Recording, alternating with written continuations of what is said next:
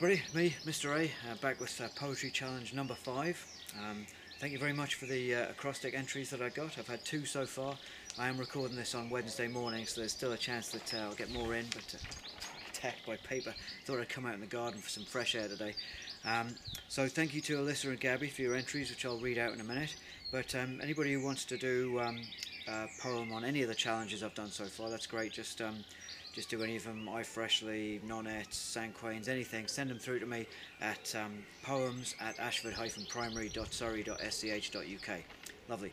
So we'll get on to today's in a minute, but first here's Alyssa's acrostic, and that is: stay home, protect the NHS, save lives. Oh my goodness, is this a joke? Coco gets played with a lot. I miss Cara. A little shout out, Cara. All meals have to be planned. Learning new tricks, Coco is. Doing tons of work at home. And a little sad face afterwards. I miss my family. Sometimes I want to cry. Today and every day, we must stay home. A boring day, yep, every day. No school equals no friends. Cool thing is, late nights. Result. Isolating gets on everyone's nerves. No shops are open, plans cancelled. Going to the park, that's a no-no. Brilliant, Alyssa, well done. I love the emotion that came through that, and the pictures, which you can't see on this, but I'll try and get them on the website. Really add something to it, so thank you, Alyssa. That was yours, and Gabby's is as follows. Stay safe to protect lives. Opening our eye to new hobbies, clapping on Thursdays for the NHS, interesting stuff to do at home, attention to others, lives are being protected by the NHS. Oh, well done. Great messages there from Gabby and Alyssa, and thank you very much for submitting those.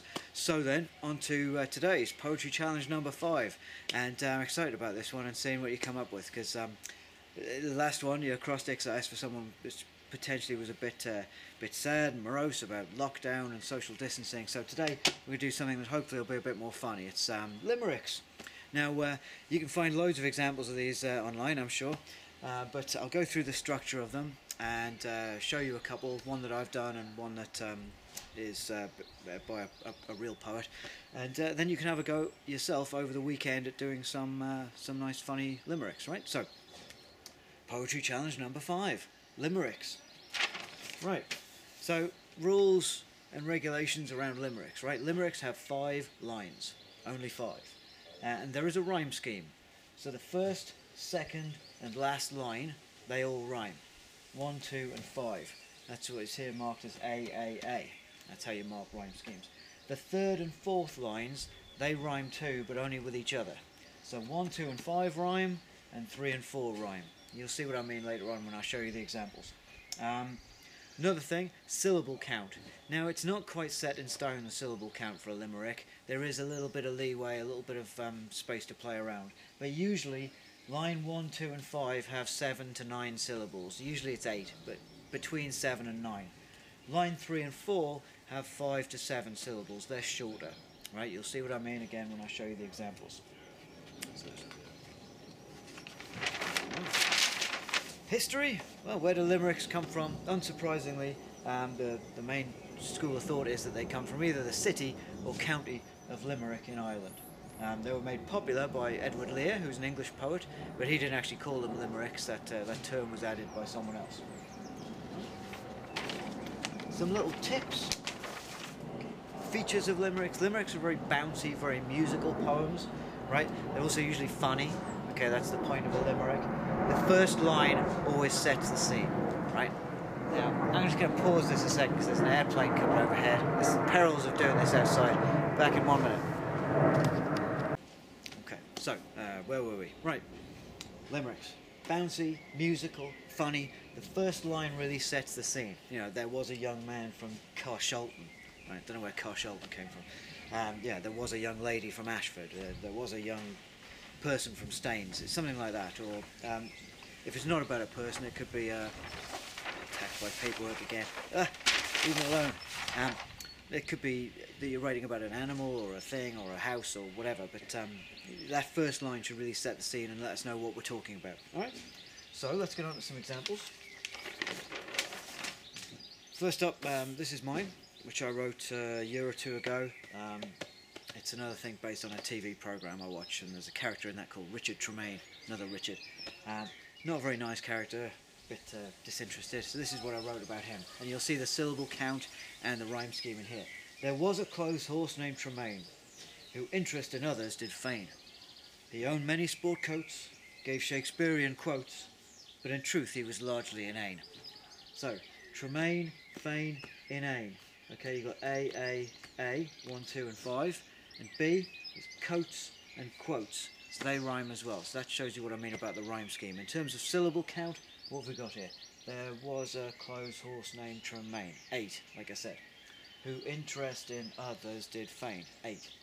Then, he owned many sport coats, 6. Gave Shakespearean quotes, 6. But in truth he was largely inane. So I've gone 8, 8, 6, 6, 8. But you can get away with 7 to 9 in each one. So that's mine, and that's how that works. And here is Edward Lear's, he's a real poet. A bit more. There was an old man with a beard, didn't write it about me, who said it is just as I feared. 2 owls and a hen, 4 larks and a wren, have all made a nest in my beard. Alright, so that's Edward Lear's. So you get the thing again. Let's just go over this. So you've got rhymes, beard, beard, beard, 1, 2 and 5, and then hen and wren, lines 3 and 4, they also rhyme. Alright, syllable count, 8, it is just as I feared, 8, 2 owls and a hen, 5, 4 larks and a wren, 5, have all made a nest in my beard. Have all made a nest in my beard. Yeah, 8. Alright, so he's gone 8, 8, 5, 5, 8. So there is some leeway, some time to play around. Right? So, that's your poetry challenge number 5. And you've got till Monday, or well, as long as you like really, but I'd like if you want them read out on the next video, just email them in to me by say Sunday, and they'll be on the next one, which will be Monday morning. Right, so your challenge this weekend, Limericks. Get online, find some other examples, and yeah, see what you can come up with. I'm not going to give you a theme, just as long as they're funny. I think we could all do with being cheered up a little bit at the minute, so send me through your funny limericks, and I really look forward to seeing them, okay? Thanks very much, everybody. Have a great day. Bye-bye. Hi, everybody. Just me, just a little addendum to add to that video. Besides my inability to spell the word limerick, just something I noticed that one of the examples I gave, you are likely to, because lots of you live in Ashford, you're likely to want to start your limerick, there was a young lady from Ashford or something like that. Ashford's not the most easy word to rhyme, okay, there's not a lot of rhymes for it, and you're going to need 2, and they're going to need to be good ones too. My advice is to don't forget that you can change word order in sentences, right? If you want to include Ashford, you could do, for instance, something like, in Ashford there lived a young lady, right? In Ashford there lived a young lady. It's 9 syllables, it fits, right? Just to say, don't forget, you can do that. Change the word order around in the first line, so you can still set the scene, but you don't have to have the last word being the place that you're talking about, okay? So, thanks very much for watching, and I'll let you get back to it. Limerick, right, cheers.